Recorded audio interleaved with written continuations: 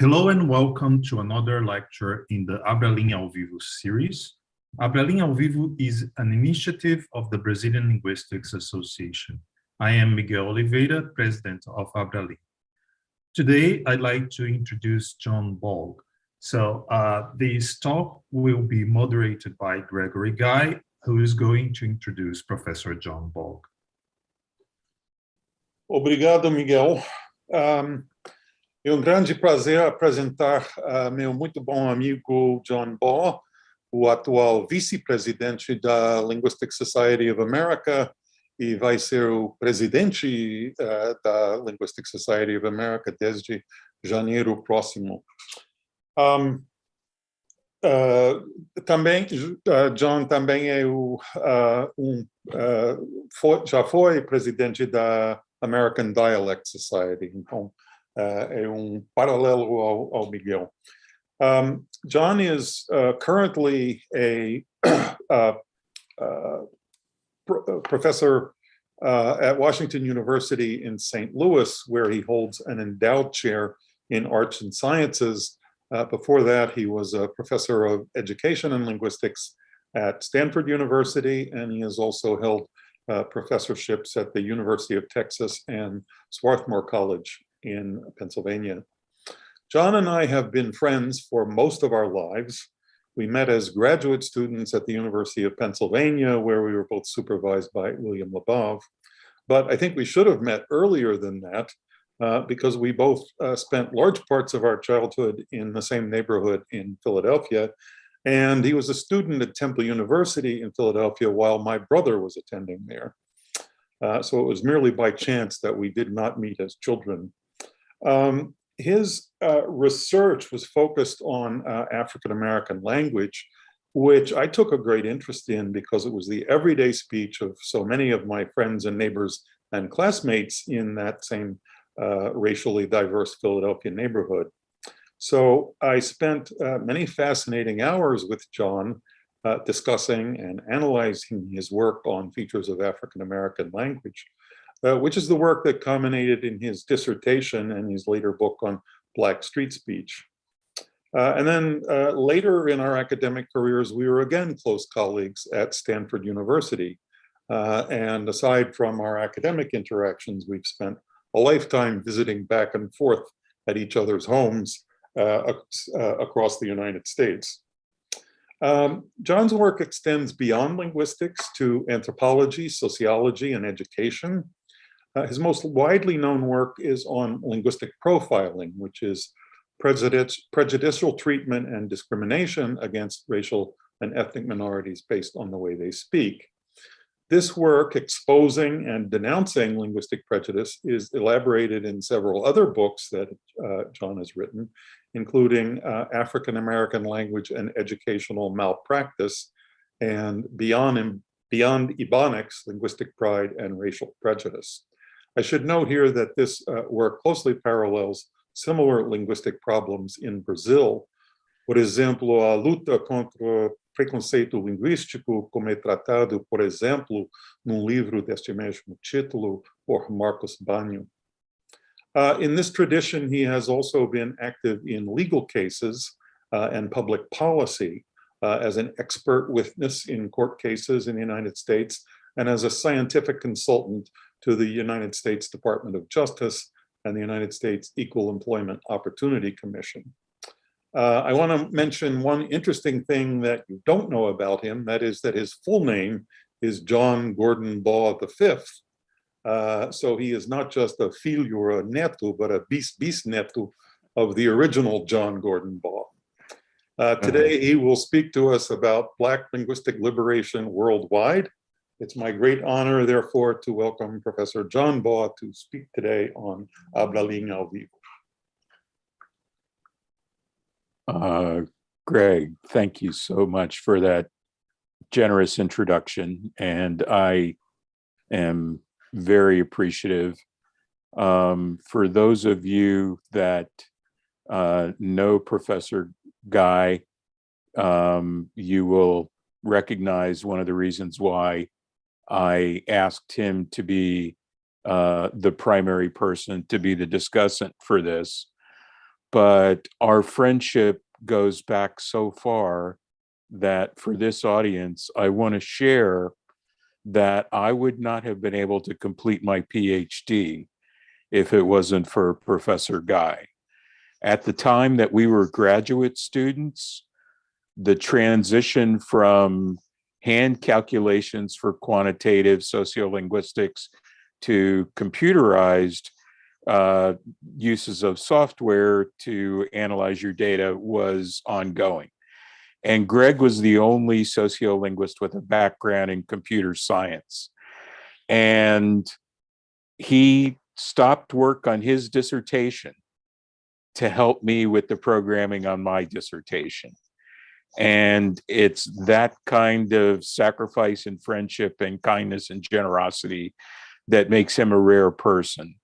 And I won't say too much more, but one of the reasons I selected him to be a discussant, and he mentioned this in his introduction, is not only do I know him well, but I know that he's had extensive interaction with African Americans in the multiracial neighborhood of Germantown that we both shared in our childhood. And so for that reason and others, I want to mention that my own connection to Brazil goes back to my teaching at the University of Texas, where Stella Maris Bortoni, who's in Brasilia, was a graduate student in one of my classes and working on the book that she published with Cambridge University Press. I admire her greatly and respect her scholarship. And thanks to her, I learned a great deal about Brazil and linguistic diversity in that country.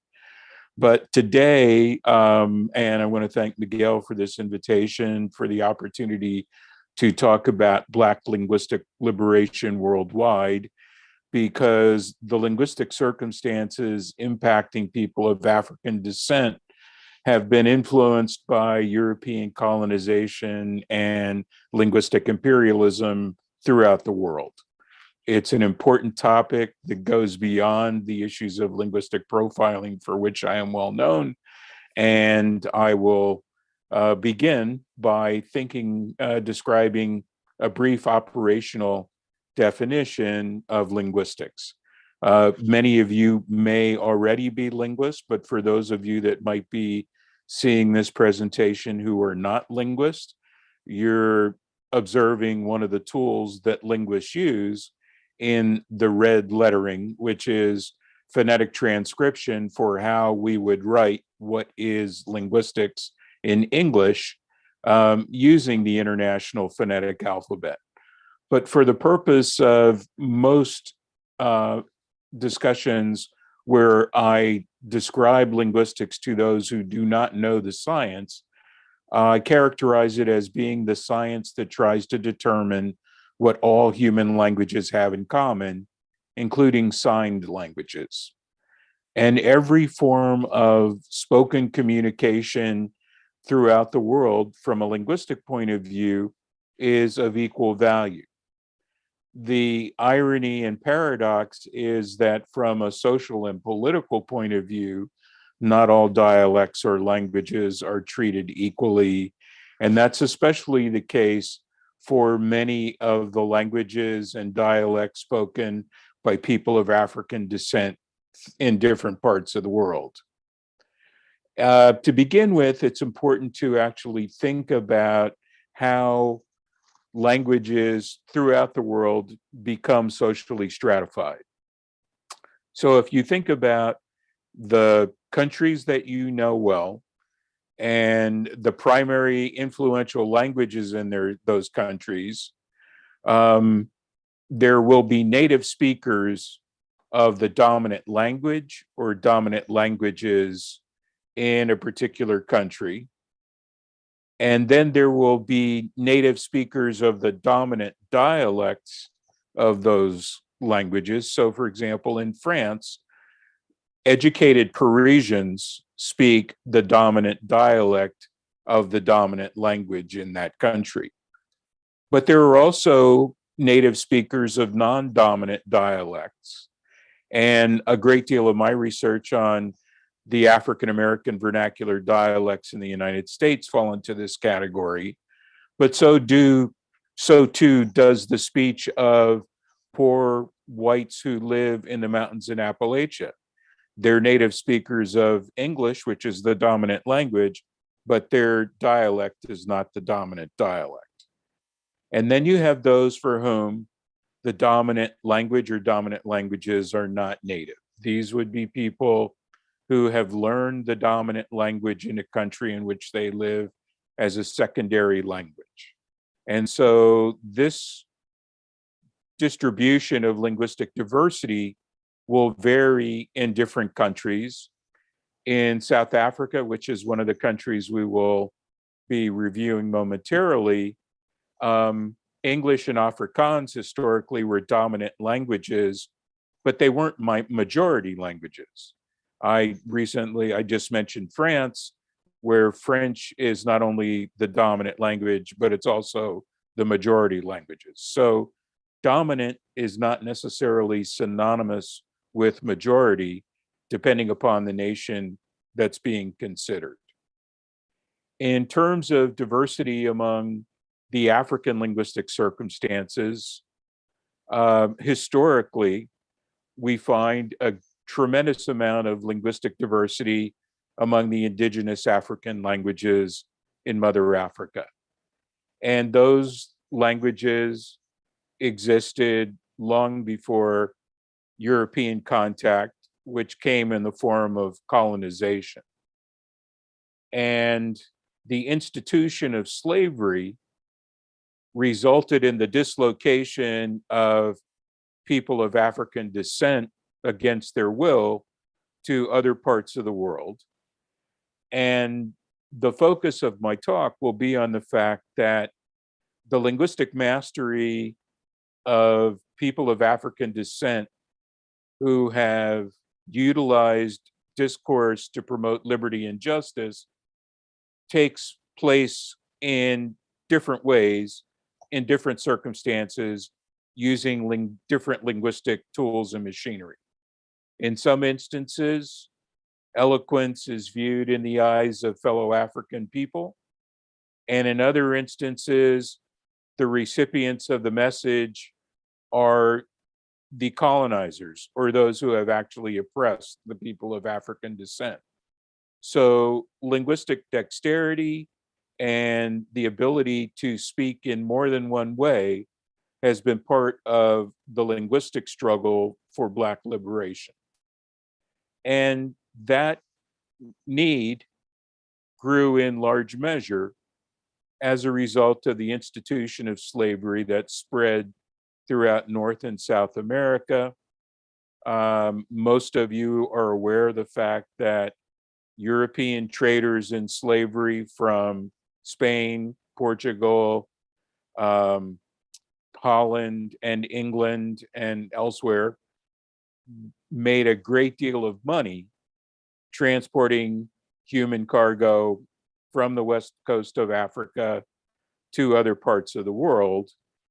And the linguistic consequences of slavery are misunderstood even today by the vast majority of people.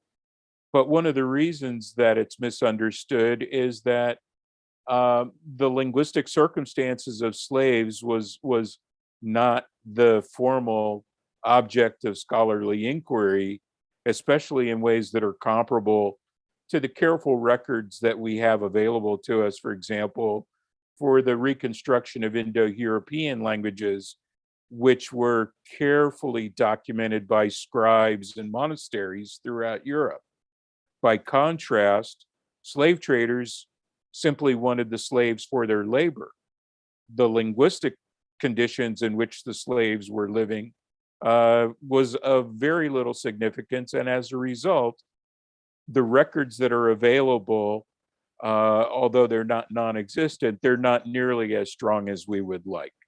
And so my colleagues and friends who work on the reconstruction of pidginized and creolized languages face special challenges in their attempts to understand fully what took place when slave traders captured slaves and began developing new linguistic systems that resulted in the vernacular Black languages that we see throughout the African diaspora today. This iconic image of a slave ship shows the horrific conditions under which slaves were transported. And this depiction of a slave auction in the United States is misleading, although from a linguistic point of view, it would appear obvious that those who are being sold into slavery will not have the same backgrounds as the men, linguistic backgrounds as the men who might purchase them. One of the things that's an unfortunate implication from this particular drawing is the suggestion that this baby and woman and man who are depicted here as if it's a family unit, there is nothing to prevent them from being sold separately. We can assume that the baby is indeed the offspring of the woman who would be her mother. But if the people making the purchases don't want them as a unit, there's a long-standing legacy in Brazil, in the Caribbean, in the United States, of separating families, separating mothers from their babies, because that wasn't what the owner needed or wanted. For those of you that don't know me or my background, when people look at me, they often jump to the wrong conclusion that I'm the product of a biracial family. In other words, many people assume, especially after President Obama was elected, that I must have one white parent and one Black parent. That's not the case. The racial mixing in my family took place so long ago on both sides of the family that I have no idea who my white relatives are. My parents, who studied family genealogy extensively, were able to determine that my female great-great-grandmothers who were enslaved were impregnated by white men who owned them. And it's partly out of respect, tremendous respect, for the sacrifice that those women made that resulted in my life, that I worked so very hard on issues of racial equity and justice, and especially for Black women who have suffered disproportionately in comparison to women of European descent in the United States and elsewhere. So for those people who somehow think that the institution of slavery was not absolutely horrific, if you're a parent, imagine a situation, if you can truly contemplate what your life would be like if you lived under the threat that your children could be sold as property and you would never see them again. What would you not do to prevent that from happening? That's what the institution of slavery was. And that's one of the reasons that I know I have white ancestors, but I don't know who they are. In the United States, one of the first vocal advocates for racial justice was Frederick Douglass. And his accomplishments are noteworthy for many reasons, not the least of which, as a former slave, it was illegal to teach him to read and write.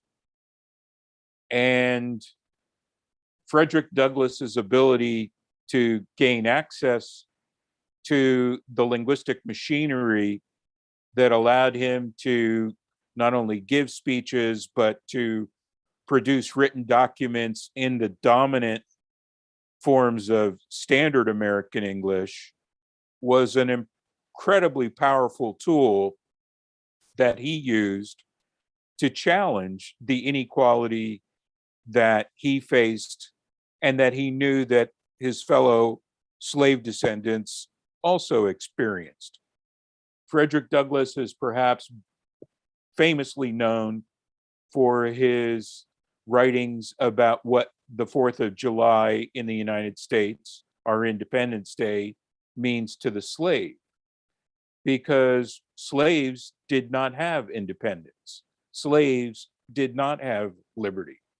Patrick Henry, a white revolutionary in objection to the British Crown, said, "Give me liberty or give me death." And we'll have an opportunity to actually talk about that a bit more momentarily in an iconic example that considered that very situation. But Frederick Douglass, as a man, didn't share the special plight of enslaved Black women. And Sojourner Truth, who's illustrated here, and Harriet Tubman were both actively involved in efforts to free the slaves. Sojourner Truth famously asking whether or not "Ain't I a Woman" was demanding the rights, human rights, that any woman would expect to have. Ida B. Wells fought for women's suffrage and racial equality, only to experience the fact that as white women were moving toward obtaining the vote, she was asked to step aside and recognize that if Black women were given the vote at the same time, that would probably scuttle it.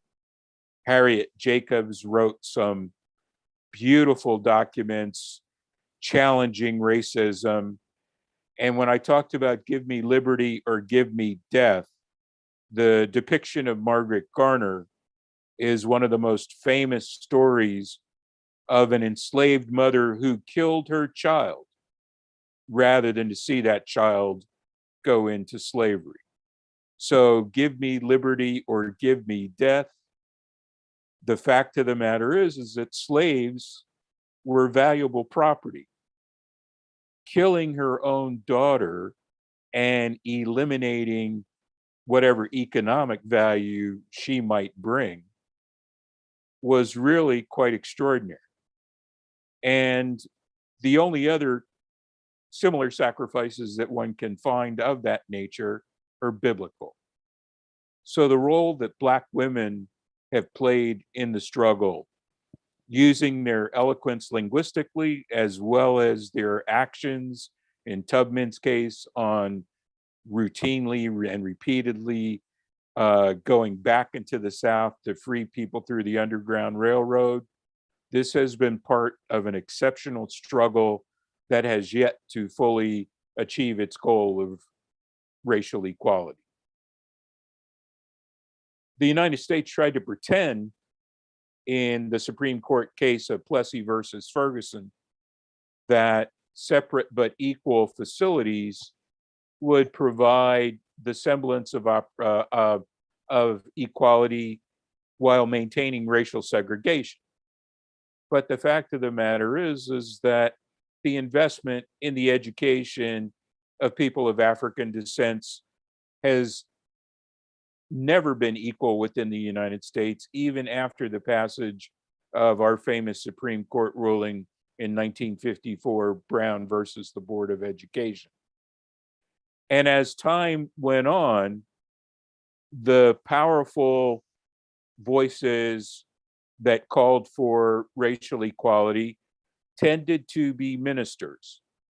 On this particular slide, Malcolm X and Dr. King are probably best known internationally.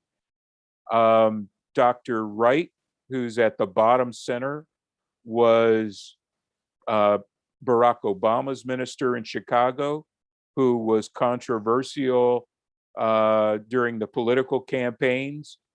You may recognize Reverend Jesse Jackson above Dr. King and Reverend Al Sharpton. Louis Farrakhan is in the center of the pictures. And for those of you that don't know him, on the far right, and I'm blocking on his name at the moment, But he was a minister who preached that you did not have to be a poor person. He got quite rich and quite famous in the Los Angeles area for preaching that God wanted you to be wealthy, and he drove a Rolls Royce, and if I think of his name, it will come back to me. But the point that I'm making essentially is that the power of Black liberation for men after Frederick Douglass often came in the form of those who were ministers. For African American women, it was really political opportunities that gave rise to it. Fannie Lou Hamer in the upper left had a tremendous influence at the 1964 Democratic Convention when she insisted that the Black Mississippi delegation be seated at a time when that Mississippi Southern Democratic delegation was primarily white. Currently, our politics in the United States are such that many whites in the South are who are conservative are part of the Republican Party. But historically, because the Republican Party was Abraham Lincoln's party, whites in the South who were conservative tended to be Democrats. And at the time that Fannie Lou Hamer spoke, she was insisting that the Democratic Party pay attention to those Black voters in Mississippi. The black and white photo of Shirley Chisholm was the first African American woman to run for president. Barbara Jordan was a congresswoman from Houston, Texas. And in the center below, my professorship is named after this woman. Margaret Bush Wilson was the first African American woman to be the chair of the National Association for the Advancement of Colored People. She was the second African American woman to pass the bar exam here in the state of Missouri. And I was lucky enough to know her when I received the endowed professorship. Her son is a venture capitalist in Rio de Janeiro. If you have ever heard of Robert Williams, Robert Wilson. Robert Wilson is the son of Margaret Bush Wilson, and he has lived in Brazil for many, many years and loves it. And his family has made important contributions in Brazil as well as the United States. Eleanor Holmes Norton is the other congresswoman depicted on the bottom right. She represents the District of Columbia, which is not yet a state and therefore does not have the citizens of DC, many of whom are African American, don't have full representation in our Congress. There are no senators, for example, that serve the District of Columbia. So when we look at linguistic diversity among African Americans in the United States, there's a continuum. Those who primarily live, work, and play with other African Americans, for the most part from the working classes, are the ones that are maintaining the vernacular dialect. But you will also find individuals that are very much like former President Obama, who have absolute mastery and control of standard English, as did his wife, Michelle Obama. And the interactions that they have were primarily with well-educated Americans and less frequently with those that speak the vernacular dialect. So that linguistic continuum represents the specific situation that we have today from a linguistic point of view in the United States. Part of the linguistic liberation in this country has been represented artistically through musicians. Some of you may know about Gil Scott-Heron's famous musical song, "The Revolution Will Not Be Televised." Nina Simone sang a very famous song called "Mississippi Goddamn." And the beginnings of hip hop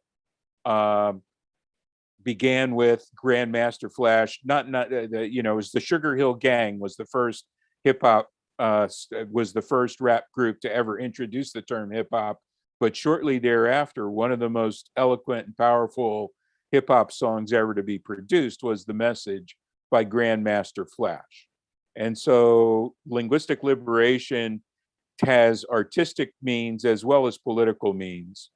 And it's not limited to the United States, obviously. And Marcus Garvey, who was born in Jamaica but then moved to Harlem, was adamant in trying to promote Negro equality and to recognize that it did not have to be racially integrated.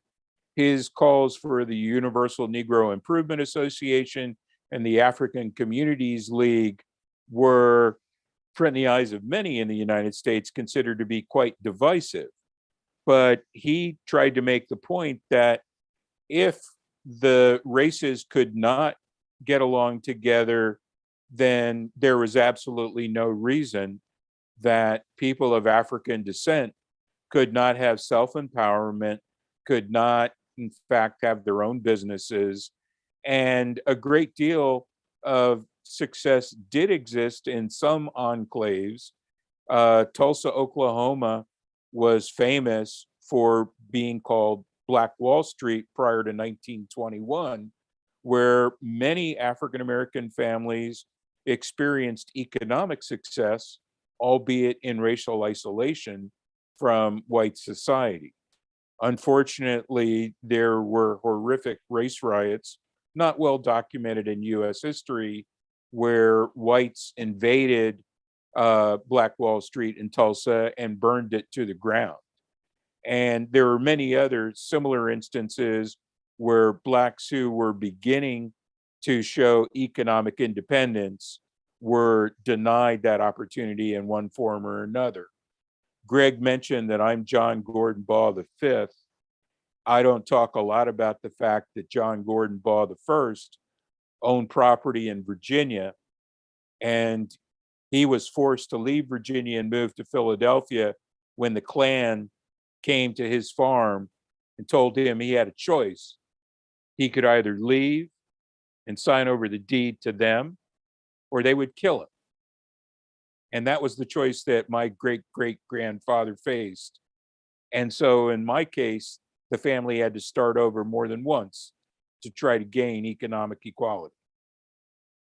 When we look at the situation of the Caribbean, you see the consequences of European colonization manifest itself in slightly different ways. What's the scholars depicted here are Michel de Graaf from Haiti on the left and Hubert Devenish from Jamaica on the right. And they both have been involved in efforts to promote not only equal education in their home countries, but to do so through recognition that the linguistic divisions in those countries, Jamaica and Haiti, have existed for so long that essentially they're bilingual countries. And as a result of those efforts, they try to elevate the status of the indigenous vernacular Black languages so that not only do their fellow citizens take pride, but that they actually have greater educational opportunities as a result of their efforts. Now, the slide that I'm about to show, the video that you're about to see is taken in a classroom in Jamaica that was one of Hubert's classrooms. And you'll notice that there will be some signage in the back. There will be some charts that are up for the teacher to use. And I want you to look closely at the language that's used, because the spelling, for example, the word chart is spelled C-H-A-A-T. And Jamaican is spelled differently than it is in English. And the classroom that you're about to observe is one where bilingual education is being promoted by the teacher, and she'll be able to explain that situation more fully in a second. Yeah, just put in your legs anyway. These beautiful children. They are. Absolutely. All right, ready? I am going to be doing the Creole, the Jamaican Creole, because that's what I am responsible for. And if you notice on the board, but we are going, do you understand any aspect of the Creole? A little bit. All right.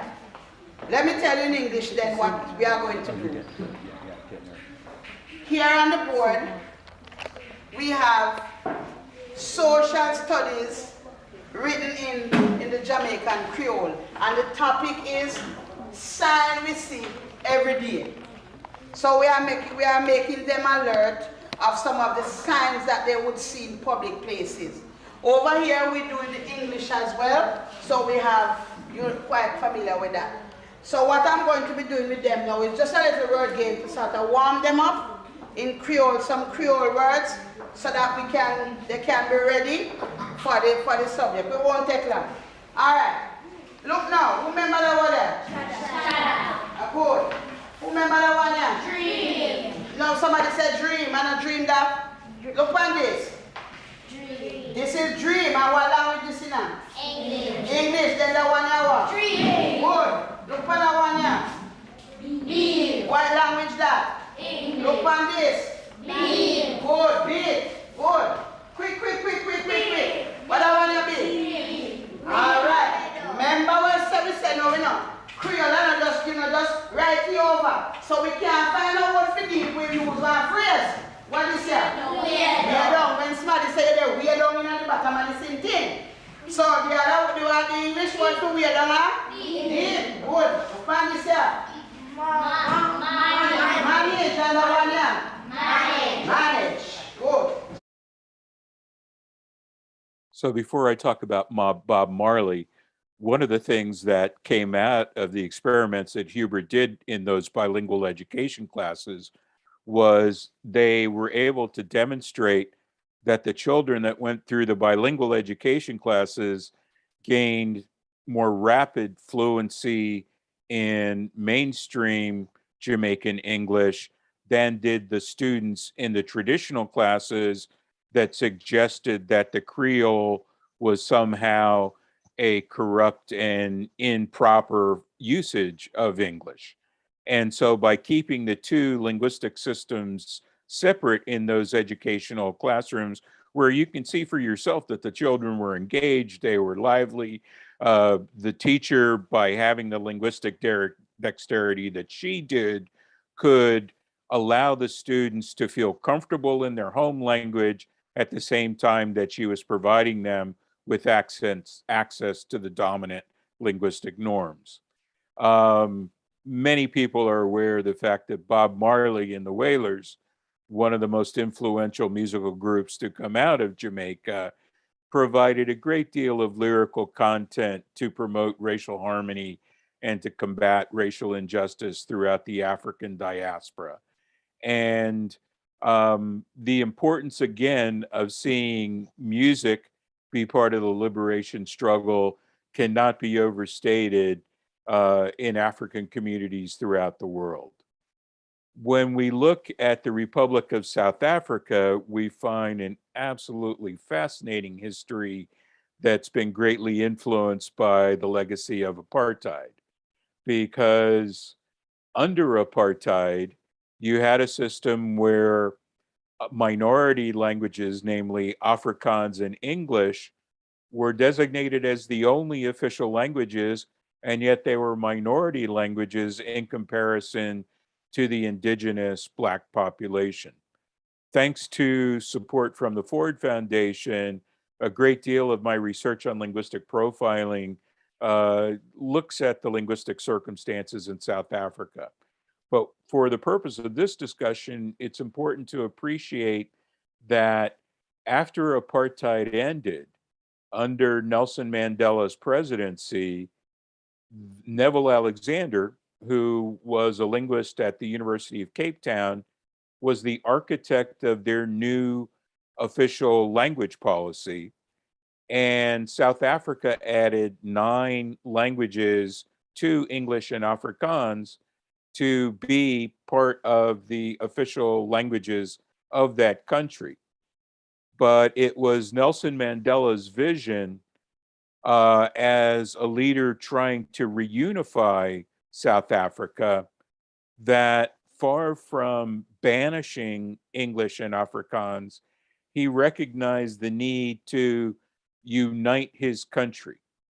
And so this is an iconic picture of Mandela as president with the captain of the South African rugby team for the 1995 World Cup Championships, which the South Africans won. And President Mandela brilliantly used that event by wearing the uniform of the team to promote racial harmony in his country and to try to advance racial healing.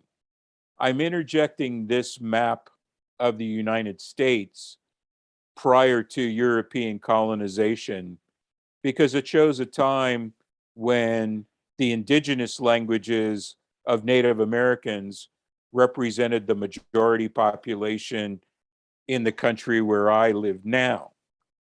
But one of the big differences between South Africa and the United States is that through the horrific treatment and mistreatment and annihilations of the indigenous populations here, they were reduced to minority status, both linguistically and in terms of population.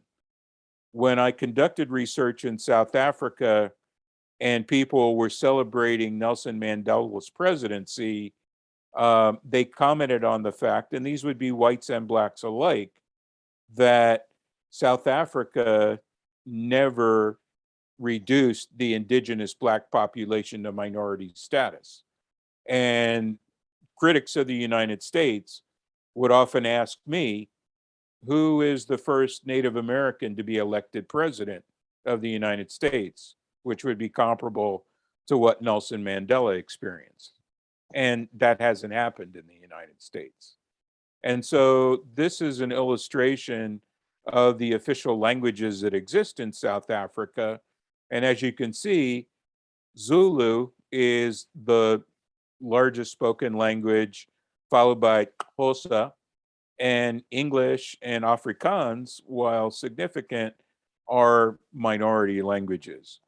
And so South Africa, as part of its quest for greater equality, also tried to elevate the status of languages that had existed there for centuries, and to make them co-equal, at least in the eyes of official status. And I was trying to imagine what that would be like in the United States, because we have people that are advocating the elevation of English as the official language of the United States. For those of you that don't know, the United States does not have an officially sanctioned language. English clearly is the dominant language, but that's not based on government dictate. And were they to succeed in making English an official language, would they also consider elevating Navajo and Arapaho and Apache and Cheyenne? I don't know, but it's an interesting question in the face of the South African situation. For those of you in Brazil, you know better than I the legacy of Zumbi and Luis Gamba and their struggles for racial equality in your country. And the effort for Black liberation there has echoes to the liberation for Black liberation struggles in the United States, in that they grew out of slavery. They grew out of racial mixing of people that were not treated equally. And these men were iconic heroes in Brazil for their efforts to advance this situation. But there were also efforts in other parts of the world. In 2005, the Black populations that lived in other regions began to riot in demands for equality. And France, interestingly enough, doesn't gather any statistics based on racial diversity. The French believe that if you're a French citizen, that you are equal by design. And yet it's obvious from the events that took place in 2005 and other circumstances that the French citizens of African descent strongly believe that they are not being treated equally fairly. And so as we look throughout the world, we find that the efforts to promote Black liberation exist everywhere you find Black populations. And in the United States, this came to an incredible head when Fred Hampton, who was the leader of the Black Panther Party in Chicago, actually got the idea of collaborating with the Young Patriot Alliance, who were poor whites in the South. And you see this, the button that they produced. And it was at that point that our director of the FBI, J. Edgar Hoover, made clear that Fred Hampton was far too dangerous to allow to be continued to live. There's extensive documentation that Fred Hampton was assassinated at the order of J. Edgar Hoover. And I want to emphasize here that Alan Bell's concept of audience design is really crucial to understanding the Black liberation struggle, because the audience is going to be different in different circumstances. In some instances, that audience will respond to the vernacular. In other instances, for example, if the audience is predominantly white, they will need to hear a different message. And one of the areas where linguistic weaponization was most effective was by President Nkrumah in Ghana. And he recognized that the potential for Africa to do what the United States did and actually unite as a continent and to essentially have the United States of Africa potentially could rival the United States.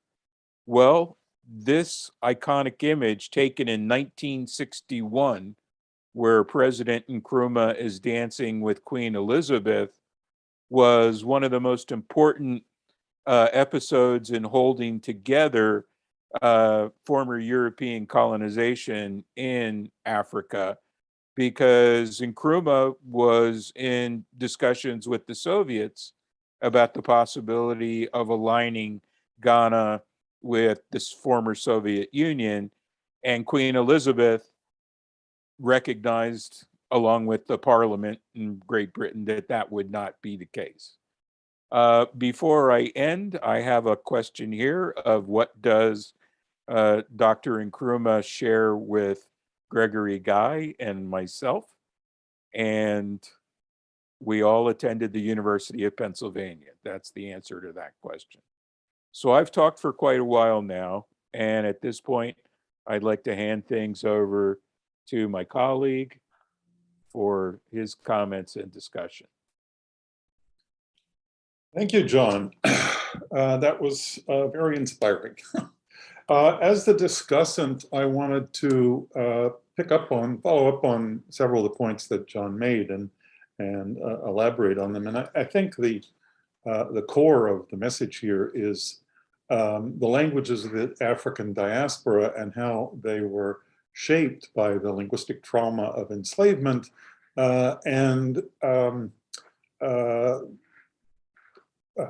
inspired to the people who spoke them, inspired to develop essentially new languages as a matter of creativity, as a matter of remarkable human and linguistic resilience. So the linguistic setting out of which the languages of the African diaspora emerged was, as John was describing, the enslavement of 10 million African people who were abducted from Africa and taken primarily to the Americas. So the situation was people taken from their homelands and forced into a setting where they had to abandon their first language, the languages of their homes and communities, and forced into a multilingual setting with lots of other people with whom they did not share a language. And out of those circumstances, I was saying about the remarkable creativity, people managed to create new ways of communicating despite this obliteration, erasure of their native languages. So these processes mostly involved the use of words from the language of the dominant community, namely the enslavers. But paradoxically, enslaved people had little access to the daily linguistic usage of the enslavers. So a very adverse situation for learning a language or developing a new language. But nonetheless, this remarkable creativity and resilience gave rise through creative responses to this linguistic trauma to new ways of speaking, which are still evident in the languages of diasporic communities everywhere. So the popular speech in many communities of African ancestry in the Americas reflect this kind of linguistic history. African American language, which has been one of John's principal research interests, is a notable example of this. But the Creole languages, the Caribbean, we saw the example of the Jamaican language classroom using Jamaican Creole alongside English. These are all products of this creative reaction to linguistic trauma.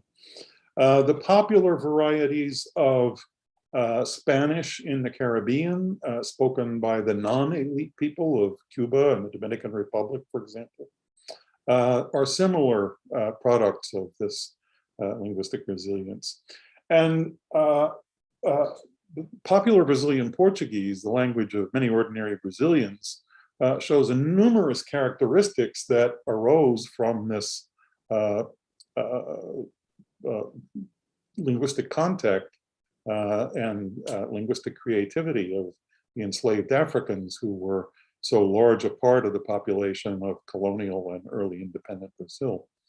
Some examples, the use of explicit subject pronouns and rare use of null subjects, the reduced use of verbal agreement, the initial plural marking in noun phrases like os outros and as casa nova, the pattern of repeated negation, não quero falar com ele não, where não appears before the verb and at the end of the clause. There are thousands of loanwords of African origin in Brazilian Portuguese, common everyday words like cachimbo, caçula, camundongo, and so on. And the use of explicit pronominal objects, vi ele instead of viu, and dei sua ele instead of deiliu. The traditional direct and indirect objects are virtually absent in contemporary Brazilian Portuguese, having been replaced by more explicit forms. And these all reflect the creative strategies of speakers who experience this linguistic trauma of enslavement and forced language shift. They show the immense effort that enslaved African people went to in order to develop a common means of communication when they were forced into this multilingual setting with adverse conditions for language acquisition. What they did was efficiently extract lexical items from the language of the enslavers and adapted them to convey information explicitly with minimal redundancy. And these features have come to permeate Brazilian Portuguese and are a major source, or perhaps the major source, of the considerable differentiation of Brazilian Portuguese from European Portuguese. In contemporary Brazilian Portuguese, these features are the target of prescriptive stigmatization, much as the other cases that John was talking about, normative efforts to suppress or erase these characteristics. They are falsely categorized as errors or mistakes in the speech of people who are uneducated or less intelligent or simply too lazy to use correct speech. But in fact, of course, as linguists know, every human being learns essentially perfectly the language of their parents, their families, and their community. So native speakers of a language make essentially no errors at all. So calling these characteristics errors, mistakes, is simply a form of linguistic prejudice.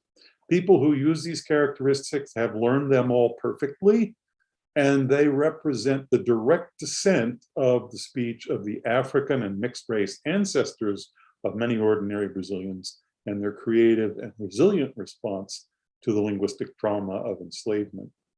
John talked about the eloquence of diasporic communities, and this is something that I think bears endless emphasis and repeating. Artistic creativity, such as some of the points that John made, popular music traditions throughout the Americas, from samba and reggae to jazz and blues to rap and hip hop and contemporary American music and worldwide. Linguistic games like sounding and the dozens. Black performers of renown throughout the Americas, from Brazil, Zezé Mota and Milton Nascimento, and many examples from the US, Denzel Washington comes to mind. John talked about Black churches and Black ministers. These are prominent social institutions in African descended communities throughout the Americas, Candomblé and Umbanda in Brazil, Haitian Voodoo, the many African churches in the United States, the AME, African Methodist Episcopal, the National Baptist Convention, and others. And some of the greatest speakers, the most compelling oratory that I've heard in my life are from African-American speakers, like notably Martin Luther King, whom John referenced, and Malcolm X, another powerful speaker. I think the single most moving and inspiring speaker that I have perhaps ever heard is Angela Davis, who is an African-American scholar and leader of the civil rights and Black liberation movements. And of course, Barack Obama is a recent example. And John's talking about audience design. Well, this is a characteristic I see in the language use of African descended communities throughout the Americas, notably code switching and style shifting for white versus Black audiences. This is something that John's research has documented very clearly.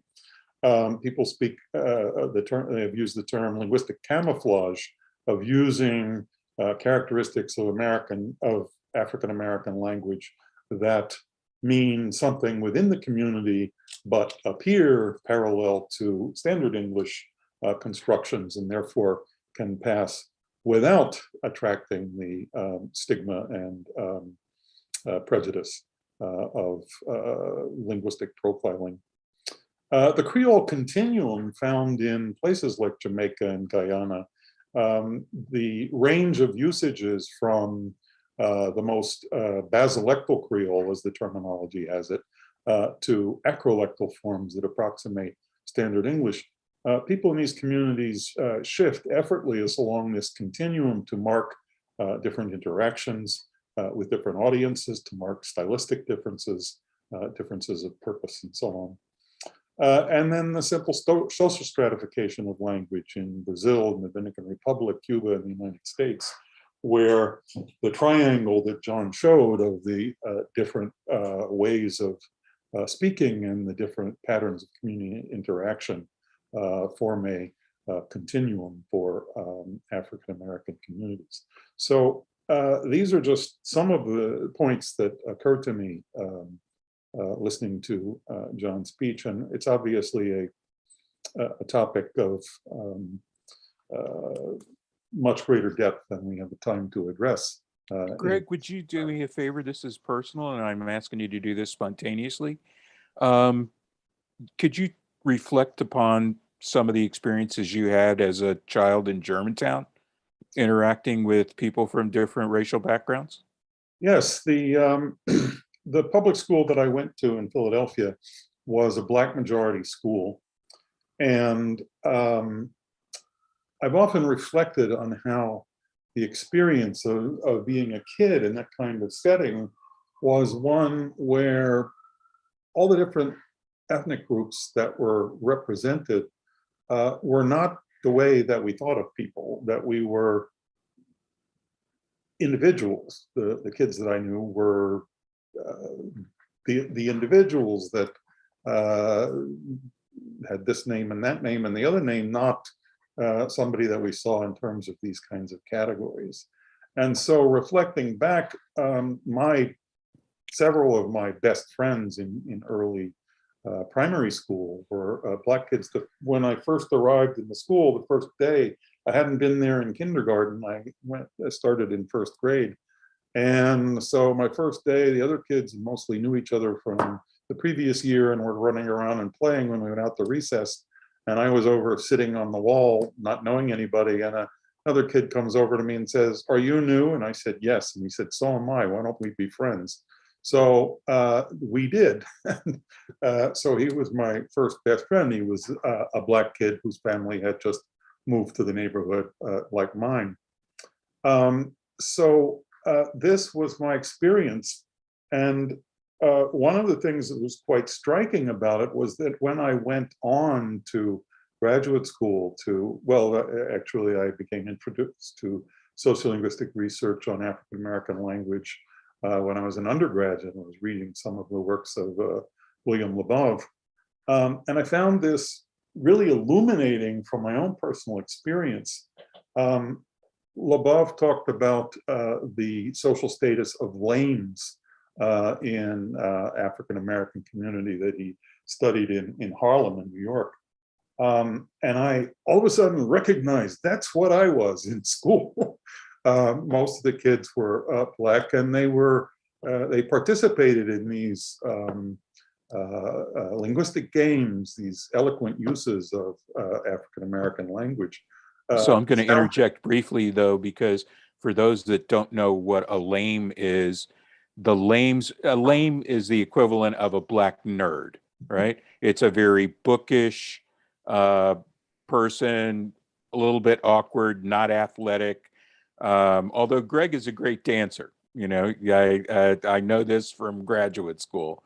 But LeBeau's observation was that the lames, which were the ones that were doing quite well in school, were the least popular often among their Black peers because they were bookish and nerdy and brainiacs, right? So I wanted to share that because you went by lame too quickly for those that might not know.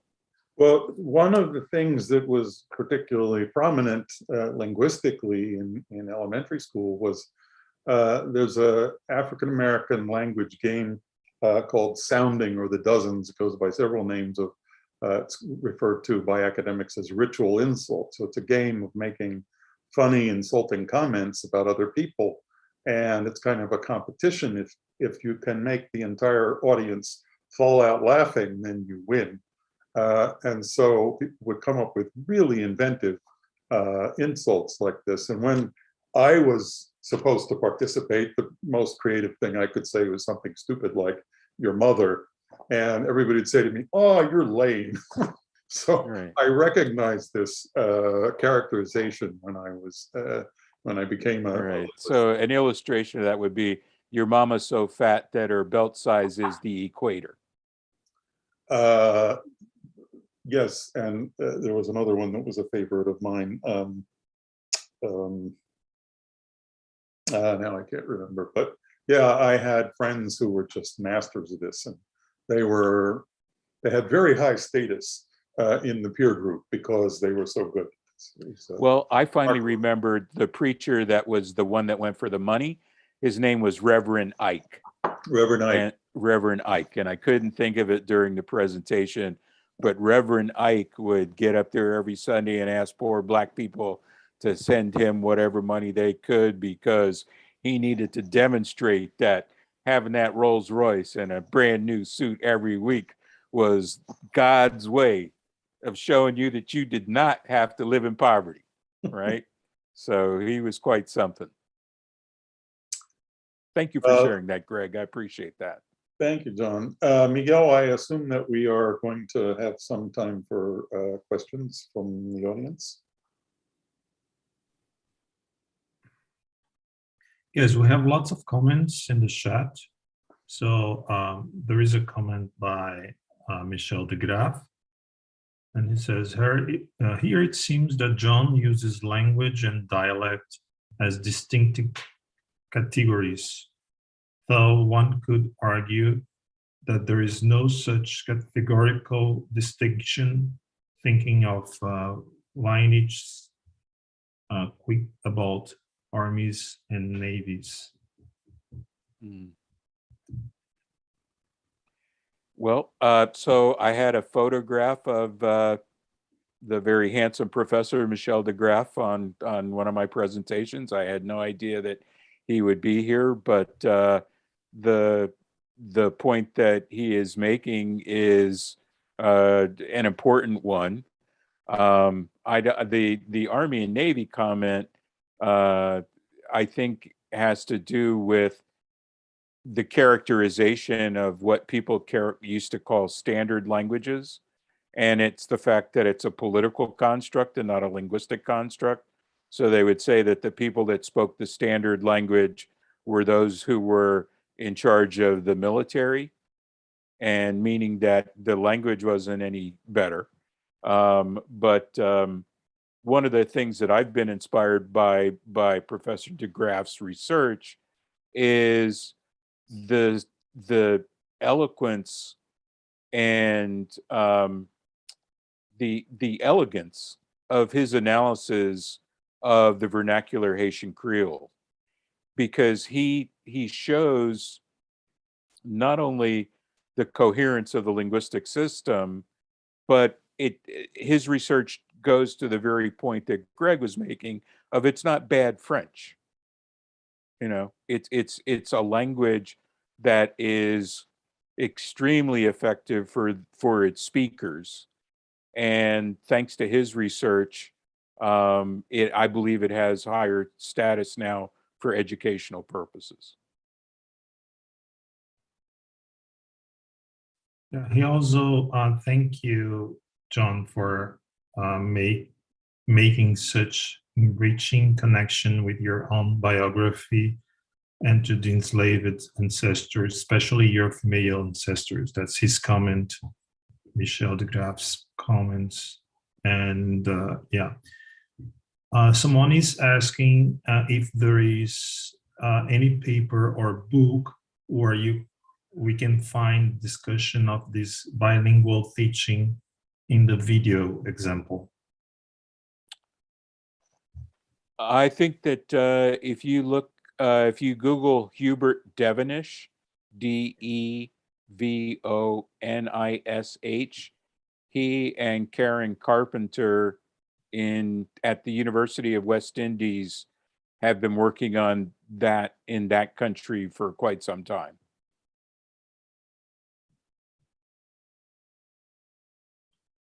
Yeah, so there are comments. So greetings from Salikoko Ofweni and other. So Salikoko, we want to give him a shout out. I don't have the book handy, but actually I do have the book handy. Hold on for Greg, say something. I'll be right back. I don't know what I'm supposed to say.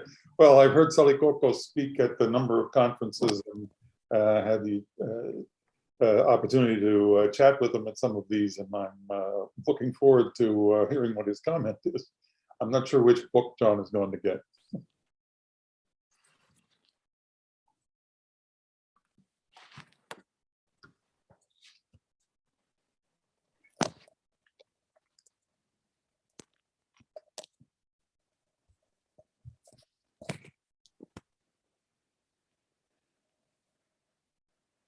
This is the classical edition of the book by edited by Sally Coco,